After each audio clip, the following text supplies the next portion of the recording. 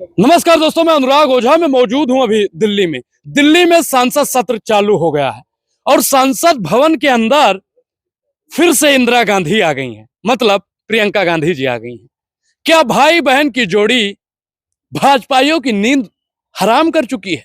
क्या वाकई में प्रियंका गांधी ने कई लोगों के सुख और चैन पर पानी फेर दिया है? क्या वाकई में इंदिरा गांधी के रोल को फिर से दोहराएंगी प्रियंका गांधी? इस पूरी बातचीत करने के लिए हमारे साथ द्रोणाचार्य जी संसद भवन के अंदर प्रियंका गांधी जी आ गई हैं। कुछ लोगों का मानना है कि इंदिरा गांधी जी आ गई हैं। इस पर क्या कहेंगे आप? प्रियंका गांधी जी एक काबिल लीडर हैं और हम उनका सम्मान करते हैं। हम तो चाहते हैं कि वो आगे आए और उत्तर प्रदेश को जैसे अभी उनको देखा हमने। देखिए, इंदिरा गांधी का नाम और प्रियंका गांधी का नाम लेकर इन पट्टाधारियों की आवाज बहुत स्लो हो जाती है। नहीं, प्रॉब्लम क्या है? पट्टे से क्या दिक्कत है? भगवे से क्या दिक्कत है? मुझे कोई दिक्कत नहीं है। रंग भी भगवा, तन भी भगवा, मन भी भगवा, सब कुछ मेरा गांधी जी, राहुल गांधी जी, सोनिया गांधी जी हमारे सम्मानित लोग हैं, देश के धरोहर हैं। लोग कह रहे हैं कि दो गांधी मिलके नींद उड़ा चुके हैं। कौन सी नींद उड़ा दी? कह रहे मोदी जी छटपटाने लगे हैं जब से प्रियंका गांधी वाड्रा जीती हैं। मोदी जी जो है, हाँ। देखो, मैं मोदी जी का समर्थक नहीं हूँ। पहली बात, मैं भगवे से ना समझे सभी ऑडियंस की, मैं भाजपा का समर्थक हूँ। मैं भाजपा के समर्थक हैं? कोई ना समझे इस बात को कि मैं भाजपा का समर्थक हूँ, ये समझने की जरूरत नहीं है। देखिए, जो भी व्यक्ति सही काम करेगा हम उसका समर्थन करेंगे। हाँ। कांग्रेस ने बहुत अच्छे काम किए हैं और दो तीन काम अच्छे उन कामों को हम अप्रिशिएट करते हैं। कहीं संघ आपको निकाल ना दे, काम गिनवाइए। संघ की बात नहीं कर रहे हम, उनके बहुत अच्छे काम है, जैसे कि उन्होंने बैंकों का राष्ट्रीयकरण किया। हाँ। है ना, देश के निर्माण में बहुत कुछ योगदान दिया और देश को आजादी से और अब तक देश को वही लोग चला रहे थे। हाँ। तो कांग्रेस, प्रियंका जी कांग्रेस की बहुत अच्छे लीडर हैं और हम तो चाहते हैं कि वो आगे बढ़ें। हमारी शुभकामनाएं उनके साथ हैं। आपकी शुभकामनाएं उनके साथ है। पहुंचते ही धुआंधार बयानबाजी उनकी शुरू हो गई है। संभल की घटना हो या महंगाई का मुद्दा हो, बेरोजगारी का मुद्दा हो, नींद उड़ा चुके हैं कई लोगों का। तो क्या दिक्कत है? आप रात में सोए थे कि नहीं सोए थे? नहीं, हम आराम से सोते हैं बिल्कुल। इनकी आंख पे थोड़ा जूम कीजिए भैया, मेरा कैमरा थोड़ा जूम आराम से सोते हैं। पास में आइए। इनकी आंखें उठी हुई है क्योंकि कल संसद सत्र को स्थगित कर दिया गया था, आज फिर से चालू हुआ और इनको रात भर नींद इसलिए नहीं आई कि प्रियंका गांधी जी अगले दिन करने वाली क्या है। नहीं, ऐसा नहीं है। देखिए, देश हमारे संभल में जो उपद्रवी तत्व ने ऐसा कर दिया है कि वहां दुर्घटना हुई है, बच्चे मरे हैं। तो कहीं ना कहीं देश का नागरिक होने के नाते मुझे चिंता तो रहती है और हम चाहते हैं कि देश में दुर्घटनाएं ना हो।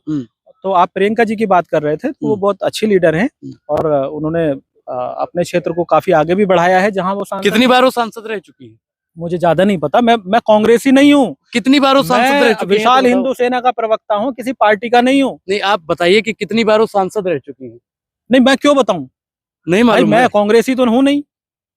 देश के नागरिक है, कितनी बार वो सांसद रह चुकी है नहीं पता है ना? नहीं, पहली बार वो सांसद बनी है जी और 4 लाख से अधिक वोटों से वो जीती हुई। बहुत अच्छी बात। मतलब आपके मोदी जी का भी उन्होंने सिट्टी गुट्टी गायब कर दी। नहीं, मोदी जी का क्या लेना देना इसमें? देखिए, वो देश की नागरिक हैं, उनको अधिकार है, जनता ने उनको चुना है, उनका सम्मान है। तो इसमें आप मोदी जी पे क्यों जा रहे हो?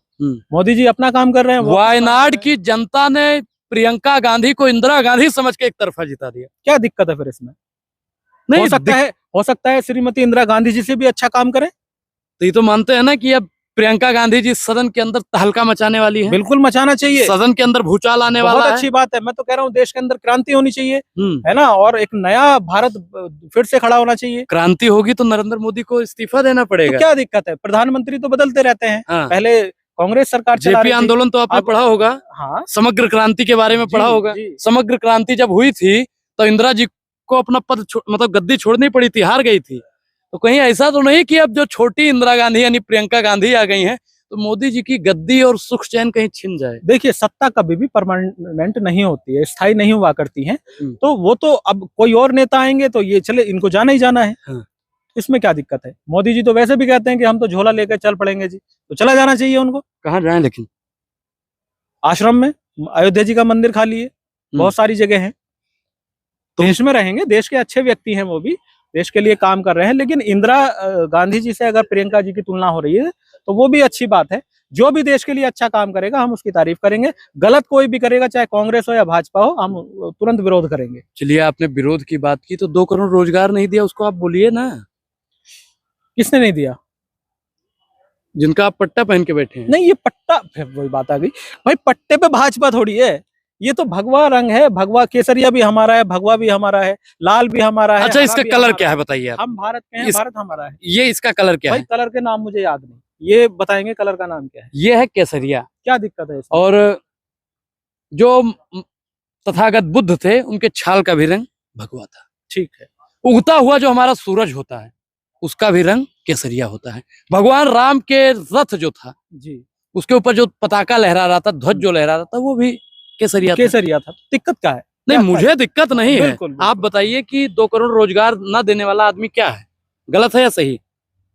बहुत सारे वादे ऐसे हुए हैं जो भाजपा सरकार ने पूरे नहीं किए हैं। चलिए, उन वादों को गिनवाइए जो पूरा नहीं हुआ। जनता को गुमराह किया है। मतलब मानते हैं ना पहला वादा 15 लाख का जुमला ठीक है ना, जनता की भावनाओं से खेली है भाजपा सरकार। ठीक मोदी जी ने जनता की भावनाओं को से आहत की है उन्होंने। ठीक है। उनको सजा मिलनी चाहिए इस चीज की। दूसरी बात, उन्होंने कहा 2 करोड़ रोजगार देंगे। हाँ 2 करोड़ के क्या, उन्होंने 1 करोड़ भी रोजगार नहीं दिए। तो हम्म। हाँ, 2 करोड़ घर तो जरूर तोड़ दिए होंगे देश के अंदर। हाँ। ठीक है, उस चीज का मैं विरोध करता हूँ। और ठीक है, और दूसरा ये है कि और भी कई वादे हैं इनके जो पूरे नहीं हुए। ये पता नहीं कौन सी दुनिया में है। 100 स्मार्ट अरे सिटी। मैं बता रहा हूँ एक्चुअली आपको। मुझे, 100 मैं स्मार्ट कांग्रेस सिटी। का प्रवक्ता नहीं हूँ ना। 100 मुझे भाजपा स्मार्ट की- सिटी। स्मार्ट सिटी है ना, वो देख रहे हो आप दिल्ली में, भाई साहब मुंह पे मास्क लगा के भी जाते हैं तब भी बदबू आती है। अरे दिल्ली छोड़ दीजिए, दिल्ली उत्तर प्रदेश स्मार्ट- की बात करें, दिल्ली स्मार्ट बिहार नहीं की बनी। बात करें, छत्तीसगढ़, मध्य प्रदेश, राजस्थान, गुजरात की बात करें है ना, वो तो राज्य है। अब हाँ। जो राजधानी है देश की, उस तक में निकलना भारी रहता है। इतनी हाँ। गंदगी है देश के तो अंदर। और तो राज्यों का smart- क्या हाल होगा? और कहते थे कि गंगा मेरी माँ है, मुझे गंगा ने बुलाया है। गंगा जी को वो सत्यानाश, जिसको माँ बनाया उसका सत्यानाश कर दिया इन्होंने। गौ के नाम पे चंदा खा गए। हाँ। और आप मेरा और बीबी बढ़ा दोगे, कुछ कह दूंगा फिर आप। नहीं, आप बोलिए, आप खुल के बोलिए, आप है ना? बीजेपी के प्रवक्ता तो नहीं है, आप बोलिए फिर। मैं बीजेपी का प्रवक्ता तो नहीं बोलिए हूं। ना, मोदी जी ने जो काम नहीं किया है। तो वही तो मैं कहता हूँ कि जब भाई आप गौ भक्त हो, राष्ट्र भक्त हो, तो क्यों राष्ट्र को तोड़ रहे हो? क्यों राष्ट्र को जो है, राष्ट्र में जो हमारी गौ माता है, क्यों उसके नाम पे चंदा खा रहे हो? गाय काटने वाली मशीन पर सब्सिडी दे रहे हो। एजुकेशन को आपने इतना महंगा कर दिया जो कि गरीब बच्चा पढ़ ही नहीं सकता, क्योंकि बाबा साहब ने कहा था कि जो शिक्षा शेरनी का दूध है। हाँ, शिक्षा शेरनी का दूध है, जो जो पिएगा पिएगा वो दहाड़ेगा। दहाड़ेगा। अब इनको समझ में आ गया कि ये जो पी रहा है वो दहाड़ रहा है, तो इन्होंने शेरनी का दूध इतना महंगा कर दिया कि अब बेटे आप पे के दिखाओ आप। तो अब गरीब का बच्चा पढ़ ही नहीं सकता, वो मजदूरी करेगा, झंडा उठाएगा, झंडा उठाएगा, डंडा उठाएगा, फिर और डंडा उठाएगा तो इनको कूटेगा फिर। तो ये तो चीज हो रही है। तो ठीक है, वादा इन्होंने किया था सबको पक्का मकान दे देंगे 22 तक। अपने तो हो गए ना इनके पक्के मकान, जितने भी भाजपा के लोग हैं। प्रियंका गांधी वही सब सवाल कर रही हैं सदन के अंदर जो मैं आपसे पूछ रहा हूँ। जी, करने चाहिए, अच्छी बात है। देखिए, मेरे को तो दुख इस बात का है कि विपक्ष कमजोर है। विपक्ष की कमजोरी के कारण, विपक्ष की कमजोरी के कारण ये जो सरकार है ये मनमानी कर रही है। मैं तो कह रहा हूँ कि राहुल गांधी जी को, प्रियंका गांधी जी को, इनको और ताकत से विरोध करना चाहिए। इनकी ताकत कमजोर पड़ गई। ईवीएम का विरोध करा इन्होंने, है ना, ईवीएम नहीं हट पाई। जब इनके चुनाव आ जाते हैं, देखो मैं नाराज भी हूँ, कांग्रेस से भी नाराज हूँ इस मामले में। आप खुश किससे हैं? मैं खुश किससे हैं? अरे खुशी का कोई काम करेगा तभी तो खुश होंगे।